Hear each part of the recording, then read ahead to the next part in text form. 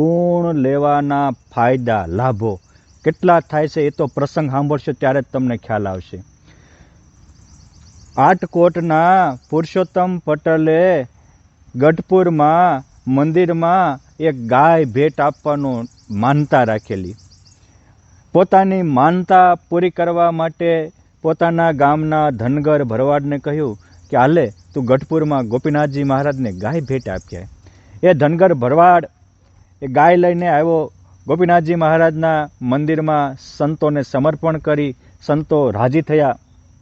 પરંતુ યોગાનંદ સ્વામીના શિષ્ય રઘુવીરચંદ સ્વામી પુરાણી કપિલ સ્વામી એને બનાવેલો એ વખતે અંબાડી હોતા હાથી જઈ શકે એવો મોટો દરવાજો ટાવરવાળો જોઈ અને ધનગર ભરોને એમ થયું કે આ હા સ્વામિનારાયણના મંદિરનો કાંઈ દરવાજો છે.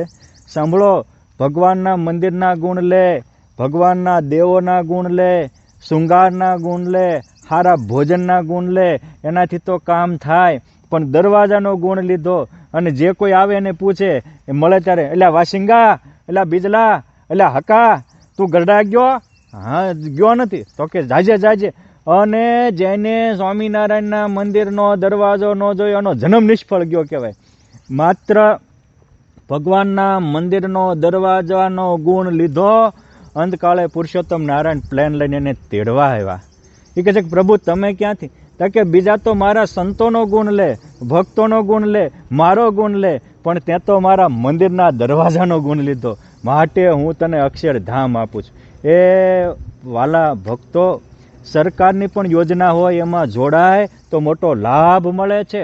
સ્વામિનારાયણ ભગવાનની આ યોજના છે. સાગરમાં મહારાજ બુલંદ કંઠે કહે છે કે હમારે સંત હરિજન જેહા તાકો ગુણ ગ્રહત હી તેહા तिनको करत हम सद्य उधारा ऐसी રીત રખી અબવારા. મારા સંત કે ભક્તનો લેશ પણ ગુણ લે એ બધાનો તત્કાળ ઉદ્ધાર કરવો. મારા મંદિરો કે મારા દેવોની સેવાનો ગુણ લે એનો પણ મારે 1000 વાર ઉદ્ધાર કરવો.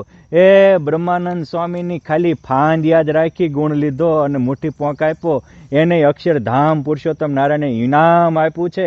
ગુણાતીતાનંદ સ્વામી બજારમાંથી નીકળ્યા અને એક મહાત્માએ આવો એસા ઓલિયા પુરુષ તો અમને કભી નહીં દેખા, આટલો જ ગુણ લીધો. ગુણાતીતાનંદ સ્વામી કે હવે તારે બાંગ પુકાડવી પૂરી થઈ.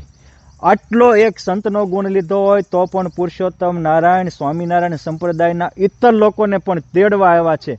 માટે આપણે પણ આવા ગુણ લેવાના ફાયદાને વિચારી અને દત્તાત્રેય ભગવાન જેવા ગુણગ્રાહી થઈએ, સવળું લેનારા થઈએ. દત્તાત્રેય ભગવાન જેવી, ભગવાન સ્વામિનારાયણ જેવી, ગુરુદેવ ગોપાળાનંદ સ્વામી જેવી આપણામાં ગુણગ્રાહી દ્રષ્ટિ આવે એ જ એમના પાવન ચરણોમાં પ્રાર્થના. જય સ્વામિનારાયણ.